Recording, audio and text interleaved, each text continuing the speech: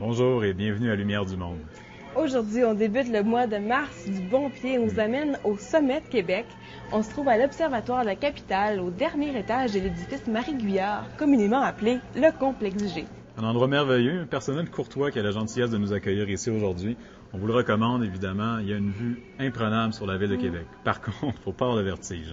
Oh, ça, c'est un bon point. Moi, ce que je trouve vertigineux aussi, c'est l'ampleur de la mobilisation au Congrès eucharistique au niveau national. Je trouve ça vraiment impressionnant de voir toutes les initiatives qui sont prises. Alors, pour faire le point là-dessus, les délégués nationaux se sont rencontrés à Québec, à Montréal et à Toronto. C'était en janvier, n'est-ce pas, Philippe? Oui, mais Valérie, peux-tu nous rappeler c'est quoi un délégué national? Certainement. Les délégués sont les personnes mandatées dans leur diocèse pour être en lien, en contact avec le diocèse de Québec, qui est l'hôte du Congrès eucharistique. Ces délégués sont responsables de la préparation du congrès dans leur coin de pays. Dans leur diocèse respectif. Oui. Bon, très bien. Alors écoutez, aujourd'hui, ce qu'on vous propose, c'est une émission spéciale, 24 minutes, qui va nous présenter un bilan de ce qui s'est dit à Toronto, à Montréal et à Québec. On vous souhaite une bonne émission.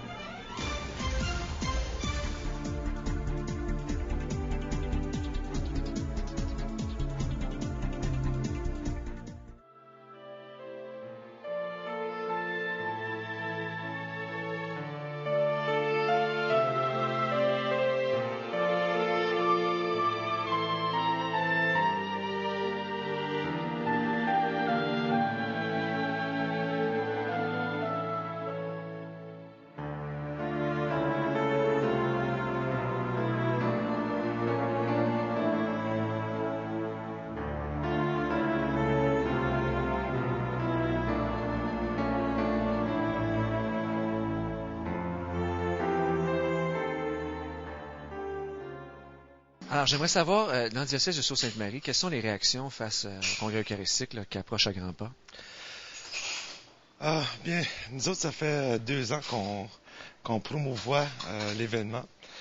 Il y a des réactions mixtes, comme dans tout événement, mais je crois que nous autres, les événements pivotants, c'était avec l'âge de la Nouvelle Alliance. C'est ça vraiment qui nous a permis de promouvoir l'événement du 49e Congrès eucharistique. Les gens, vraiment, avant ça, ne savaient pas ce que c'était Congrès eucharistique. Donc, on a fait la promotion du Congrès avec l'Arche. Puis, on a quand même atteint plusieurs personnes. Puis là-dedans, il y a beaucoup de jeunes, beaucoup d'adultes aussi, mais cette fois-ci, l'Arche de la Nouvelle Alliance fait son pèlerinage dans les écoles. Donc, on va atteindre cette fois-ci à peu près 10 000 apprenants et apprenantes. Donc, ça va être... La réaction est bonne quand même des jeunes, parce que les jeunes, là, sont en train de faire la catéchèse, les professeurs avec les gens pour expliquer c'est quoi l'Arche, c'est quoi l'événement, c'est quoi le congrès. Bon, tout relié quand même avec les catéchèses sur l'Eucharistie.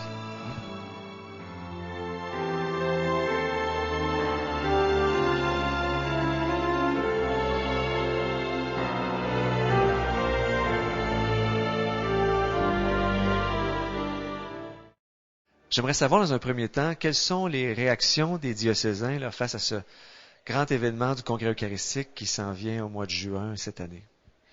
Nous avons eu des groupes quand même assez enthousiastes qui sont intéressés aussi à approfondir le thème de l'Eucharistie, parce que cette année, notre projet diocésain, c'est « Ensemble, vivons l'Eucharistie ». Alors, ça va bien ensemble. Alors, actuellement, nous sommes dans le processus d'organiser les autobus et de promouvoir la publicité. Oui. Et je pense, pour vous aider, vous allez avoir la visite bientôt de l'Arche de la Nouvelle Alliance. Oui, l'Arche va arriver le 10 février. Nous l'avons pour 9 jours. Et l'Arche fait le tour de toutes les paroisses. Et les paroisses seront en lien avec les écoles pour coordonner les activités avec des jeunes et avec les adultes. Alors, ça va être vraiment une belle fête dans tout le diocèse pour toute la semaine. En termes de Timmins regarde la programmation du Congrès eucharistique, qu'est-ce que vous entendez? Quels semblent les éléments de la programmation qui semblent attirer le plus? Certaines personnes m'ont dit qu'ils voulaient vraiment approfondir le sens de l'Eucharistie. Pour eux autres, c'est vraiment important. Et dans l'ensemble, je pense qu'il y a un goût de vivre une activité d'église avec les gens à travers le pays, puis à travers le monde entier. Alors, c'est vraiment cette joie-là de se rencontrer puis vivre quelque chose de spécial. Je pourrais aussi dire qu'au niveau du chant-thème, le chant-thème est quand même assez utilisé. Et puis, on a un groupe de jeunes qui a fait une chorégraphie pour le chant-thème. Donc, s'il y a possibilité d'organiser un groupe pour aller à Québec, les jeunes pourraient faire la chorégraphie avec un groupe de Valleyfield. Alors ça va être un élément intéressant aussi.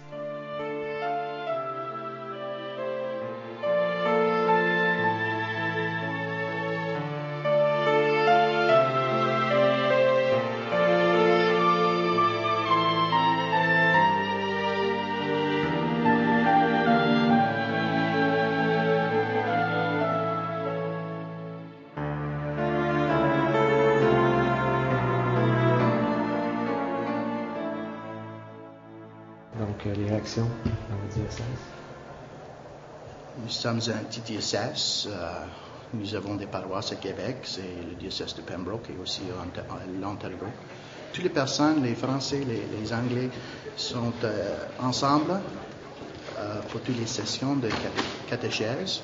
Et ça, c'est bon pour notre diocèse. Et aussi, tout le monde est très prêt d'aller à Québec pour cette grande fête. Et c'est une grande fête parce que c'est aussi l'anniversaire de le diocèse de Québec, qui est le diocèse, le meilleur diocèse, je ne sais pas le mot, de tout Canada. Et donc c'est une célébration, je pense que tout le monde est très heureux de célébrer cette grande fête de Québec et aussi de Canada. Merci beaucoup. Okay.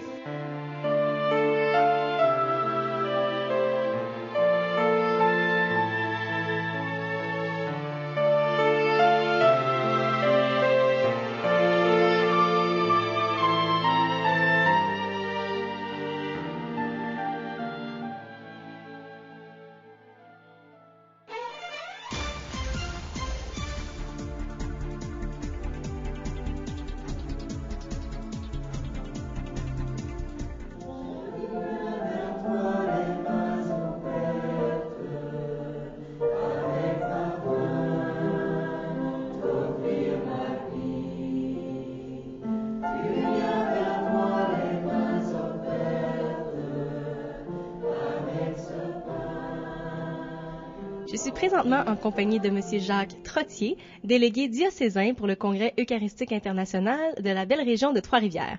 Bonjour, M. Trottier. Bonjour. Alors aujourd'hui, j'aimerais que vous nous parliez un petit peu plus de la préparation spirituelle qui se passe dans vos diocèses. OK. Je pense que l'événement important qu'on va vivre, c'est au mois de janvier. Vers la fin janvier, on va vivre une retraite des différents ministères. Prêtres, diacres, agents et agentes de pastoral. On va vivre une retraite ensemble pendant 3 jours, dont le sujet sera naturellement l'Eucharistie. Alors, ce sera 3 jours de prière, de conférences, de ressourcement, de fraternité. Et je pense que c'est un premier moment là, de communion qu'on va vivre. Et aujourd'hui, vous êtes avec tous les délégués diocésains de l'Est du Québec. Bon, c'est déjà une belle rencontre. Vous en avez eu 3. J'aimerais savoir, est-ce que ça va bien dans la région de Trois-Rivières, là, la mobilisation? Est-ce qu'on sent un peu là, le vent d'enthousiasme pour venir à Québec? Je vois que maintenant, depuis qu'on est rendu en 2008, les gens appellent de plus en plus, nous disent, comment est-ce qu'on fait pour s'inscrire? Puis tout ça, on a entendu parler. Fait qu'on sent qu'il y a un vent de fraîcheur qui arrive là avec l'année nouvelle. Fait qu'on devrait être une très belle délégation là pour participer au congrès. Merci infiniment. Bonne fin de journée. OK, merci beaucoup. Je suis présentement en compagnie des 2 représentants diocésains pour le Congrès eucharistique international de la région de Sainte-Anne-de-la-Pocatière, M. Gaétan Godbout et Mme Carmelle Laplante. Bonjour à tous les 2. Bonjour. Bonjour. Alors, pour débuter, je sais, Mme Laplante, que vous avez déjà organisé quelques activités en préparation au Congrès eucharistique international. J'aimerais que vous nous donniez un petit peu des exemples de ces belles activités. C'est l'Arche de la Nouvelle Alliance qui a un peu démarré les choses chez nous. C'était en janvier l'année dernière et on a fait un accueil à la cathédrale et avec des catéchèses sur les icônes qui entouraient l'Arche. Et elle s'est promenée dans tout le diocèse. Puis je pense que ça a commencé à créer un petit peu un engouement pour le congrès eucharistique. Et M. Godbout, je sais que vous êtes aussi responsable des communications, donc j'aimerais savoir, est-ce que vous sentez quand même que les gens de votre région ont l'intérêt, ou c'est quand même pas très loin de Québec, donc est-ce que vous pourriez un peu nous donner des informations sur ce qui se passe dans votre région? Comme disait Carmel, ça a démarré un petit peu tranquillement, mais on commence à sentir un certain engouement. Il y a beaucoup de questions, on reçoit beaucoup de téléphones pour connaître la nature du programme, des activités qui sont offertes, qu'est-ce qui serait possible pour les familles, qu'est-ce qui est possible pour les jeunes. Alors, on sent qu'il y a un certain engouement qui est en train de monter, qui progresse.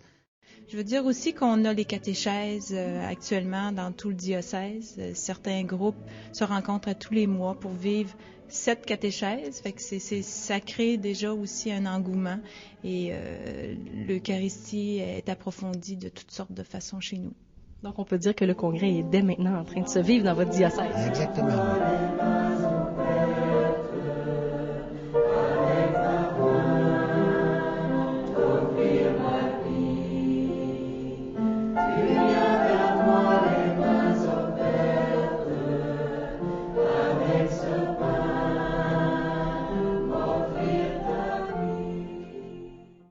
Je suis présentement en compagnie de Monsieur et Madame de Montigny du diocèse de Bécomo qui sont venus aujourd'hui à Québec pour participer à la rencontre des délégués. Alors bonjour Monsieur et Madame de Montigny. Bonjour Valérie. Bonjour. Je sais que vous avez un diocèse qui est très vivant en ce qui a trait à la préparation spirituelle. J'ai eu la chance au mois de mai de participer à une journée eucharistique. J'aimerais, Madame Denise, que vous nous en parliez un petit peu plus. Ce fut une journée diocésaine. Les 4 zones, il y avait des membres diocésains des 4 zones qui étaient présents. Nous avons développé l'Eucharistie sur les 4 étapes de l'Eucharistie en atelier. Une participation d'à peu près 150 personnes pour le diocèse, c'était très, très bien. Et puis, je sais qu'il va y avoir d'autres activités qui se préparent également. Pourriez-vous m'en donner quelques-unes? Actuellement, évidemment, nous avons des catéchèses initiatiques pour l'Eucharistie, les catéchèses qui ont été élaborées par le diocèse de Rimouski de Québec. Et nous avons implanté ça chez nous. Et à chaque mois, depuis le mois de septembre, nous avons une catéchèse par mois. Et les gens participent beaucoup. Nous avons environ 137 personnes inscrites en bonne et due forme. Aussi, je sais que le diocèse de Bécomo est quand même très vivant, côté pastoral et tout ça. Je pense que vous avez déjà une bonne mobilisation qui se prépare à venir à Québec. Actuellement, nous avons une cinquantaine de personnes inscrites en bonne et due forme pour participer au congrès. Nous pensons qu'on pouvait peut-être attendre une 60aine inscrits pour toute la semaine. Évidemment, il va y avoir aussi des gens qui vont venir pour la fin de semaine. Mais on a une 50aine de personnes qui viennent, alors c'est certain. Et peut-être que nous allons avoir au moins, c'est sûr, au moins un autobus, un transport pour la fin de semaine, qui va venir à partir du vendredi au dimanche. Je tiens à vous dire merci de votre engagement, puis on a bien hâte de vous revoir en juin 2008. C'est bien, merci beaucoup de nous avoir accueillis et bonne chance à vous autres l'organisation pour le congrès.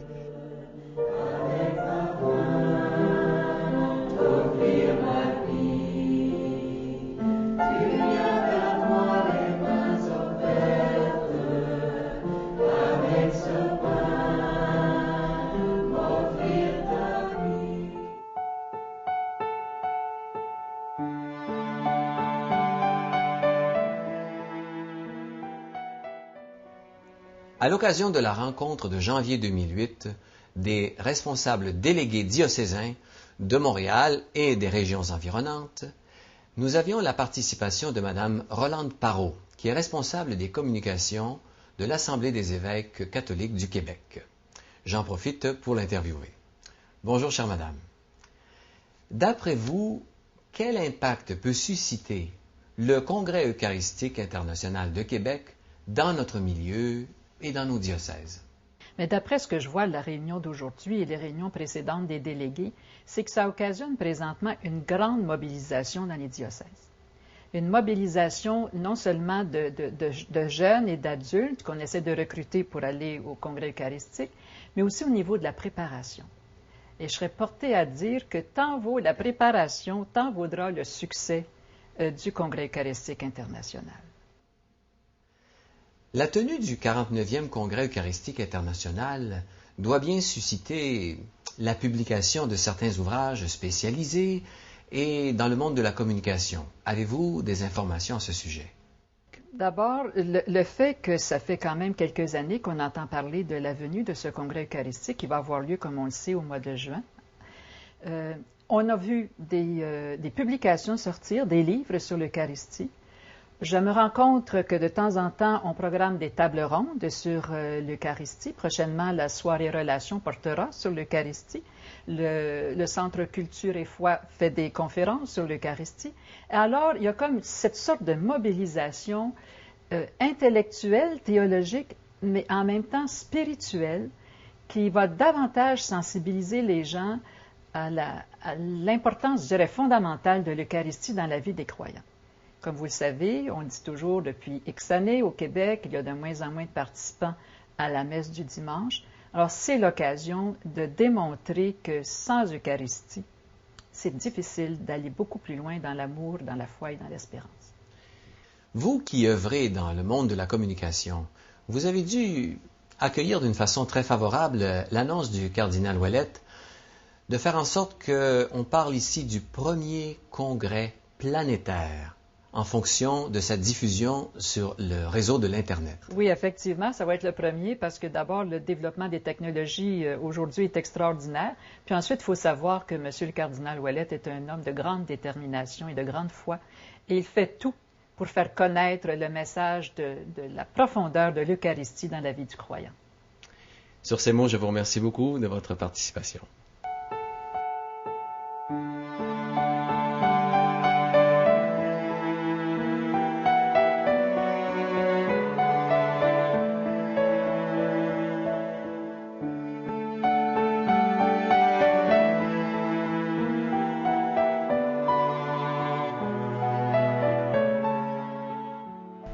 Bonjour, François Côté, diocèse de Mont-Laurier, dans les Laurentides. Actuellement, on peut dire que dans notre diocèse, on a 76 inscriptions payées, entrées, et que nous en sommes très heureux, mais c'est pas fini. Dominique Tétrault, diocèse de Montréal. Chez nous, on a essayé de favoriser en fait une démarche et non pas une participation à un événement.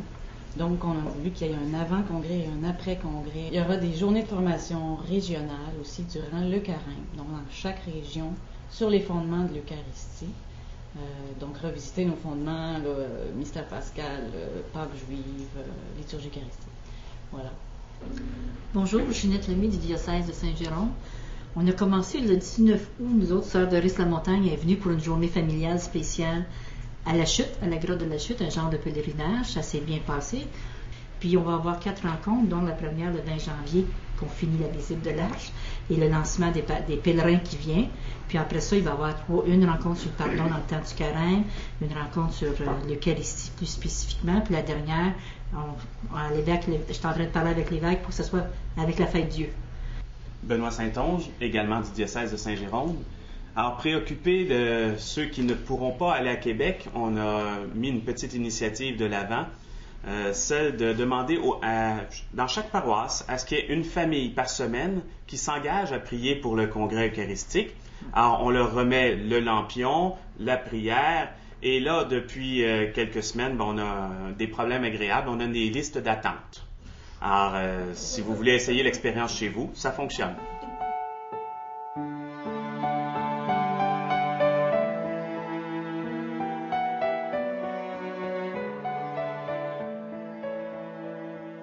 J'ai le plaisir d'avoir avec moi le délégué du diocèse de Valleyfield, M. Robin Dancause. Je voudrais savoir, Robin, qu'est-ce qui se passe de bon dans la préparation au Congrès eucharistique international de Québec dans le diocèse de Valleyfield? Alors, à Valleyfield, on a mis l'accent surtout sur la mission jeunesse comme préparation au Congrès eucharistique. En particulier, on a un mouvement d'adolescents qui est encore très vivant à Valleyfield, qui est le mouvement ACLÉ. On a vécu un camp d'été avec 40 adolescents axé sur l'Arche, notre Arche d'Alliance avec les icônes. On se prépare à amener environ une 50aine d'adolescents au volet adolescent du week-end famille du Congrès eucharistique. Comment se prépare le Congrès eucharistique dans votre diocèse de Rouyn-Noranda? Bon, dans notre diocèse, à l'automne, les groupes de prière ont eu une journée de ressourcement sur l'Eucharistie. Nous avons lancé les inscriptions au mois de juin et dès le mois de juillet, nous avions 57 inscriptions. Il y a aussi un genre de concert de musique qui permet cette intégration aussi de ce qu'est l'Eucharistie dans nos vies, dans sa beauté, dans le congrès qui se veut un temps de grâce pour notre Église au Québec.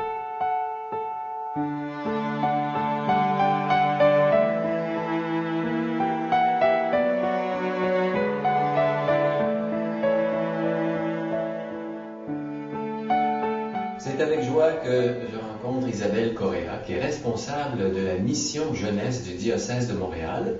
Alors Isabelle, qu'est-ce qui se passe de bon? Bien, pour nous, Robert, cette année, c'est une année de pèlerinage. On marche à la rencontre de Jésus-Christ et c'est pour nous une opportunité de miser sur l'évangélisation des jeunes par les jeunes. Et le but, c'est vraiment de transformer notre culture dans une culture de vie, en utilisant la force de la jeunesse, leur talent, leur joie, leur énergie et leur désir de connaître la personne de Jésus-Christ. Une fois par mois, on a une centaine de jeunes qui répondent à ça. Juste le 6 janvier dernier, on avait 300 jeunes au sous-sol de la paroisse Saint-Louis de France. Isabelle, bonne chance et merci pour le magnifique travail que tu fais dans le diocèse qui rayonne dans tout le Québec.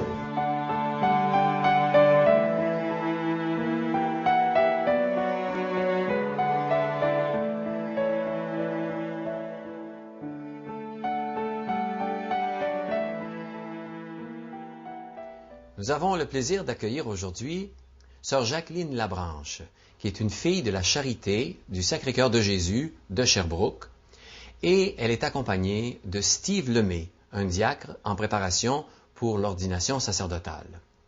Tous les deux sont sur le comité diocésain du Congrès eucharistique international pour le diocèse de Sherbrooke. J'aimerais vous demander quel impact la tenue de ce congrès eucharistique a-t-il concrètement dans le diocèse de Sherbrooke? Bien, les impacts du congrès eucharistique sont déjà bien concrets, même avant la tenue du congrès. Récemment, en novembre, notre archevêque, Monseigneur André Gaumont, a convié l'ensemble des diocésains et des diocésaines à un triduum eucharistique, un triduum de prière autour de l'Eucharistie à la basilique cathédrale Saint-Michel de Sherbrooke. Alors, pendant ces 3 jours-là, il y a eu évidemment la célébration de l'Eucharistie, la célébration de la liturgie des heures, aux heures traditionnelles liées à cet office.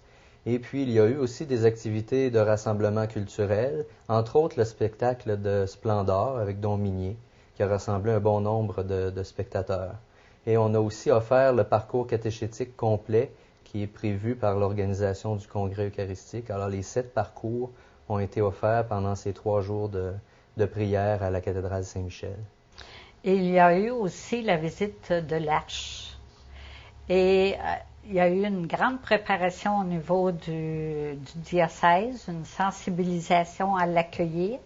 Alors, elle s'est promenée dans plusieurs de nos paroisses et aussi dans nos communautés religieuses. Alors, ça a été un temps où c'était au début des années de la préparation au congrès. Alors, ça a été un temps fort. J'aimerais vous demander maintenant, qu'en est-il de la participation des fidèles à ce congrès? Eh bien, il y a 2 volets à la participation des fidèles. Il y a d'abord la participation qui est plus spirituelle, des personnes qui s'unissent par la prière à la préparation du congrès, sachant bien qu'elles ne pourront pas se rendre au congrès à cause de leur état de santé ou de l'impossibilité causée par l'horaire. Et il y a un autre volet, ce sont les personnes qui décident de s'inscrire. Et actuellement, les inscriptions vont bon train au diocèse. Steve, j'aimerais te demander, au niveau de la pastorale des vocations sacerdotales, est-ce que tu crois que le congrès eucharistique va susciter de nouvelles vocations ou un intérêt renouvelé? Je le crois parce qu'on ne peut pas séparer la célébration de l'Eucharistie du ministère sacerdotal. Le congrès va mettre en valeur l'Eucharistie dans la vie de l'Église, dans la vie des croyants, des croyantes. Alors, par le fait même, il va y avoir une mise en valeur du ministère sacerdotal qui est lié intimement. Alors, je pense que c'est positif pour la mise en valeur des vocations sacerdotales dans l'Église. Et puis, ça va certainement être interpellant pour les jeunes qui vont voir autant de fidèles rassemblés autour de l'Eucharistie et autour des prêtres aussi qui président l'Eucharistie. Nous venons d'apprendre dernièrement que le congrès intégralement serait reproduit en direct sur Internet. Est-ce que cette nouvelle qui couvre donc les célébrations d'ouverture, de fermeture, les conférences, les Eucharisties, les processions, est-ce que cette nouvelle, que ça allait être couvert par l'Internet, a été accueillie chez vous comme une bonne nouvelle? Très, très bonne, parce que les gens vont participer. Moi, par rapport aux communautés religieuses, les gens vont nous suivre, comme ils ont suivi le Triduum, comme ils ont suivi un peu la vie du diocèse. Ils vont suivre le congrès, un peu comme les JMJ. Alors, tout cela fera aussi une communion avec tous les autres diocèses du Québec, de l'Église du Canada, de l'Église tout entière. Et je vous remercie de la belle participation du diocèse de Sherbrooke. Merci à vous.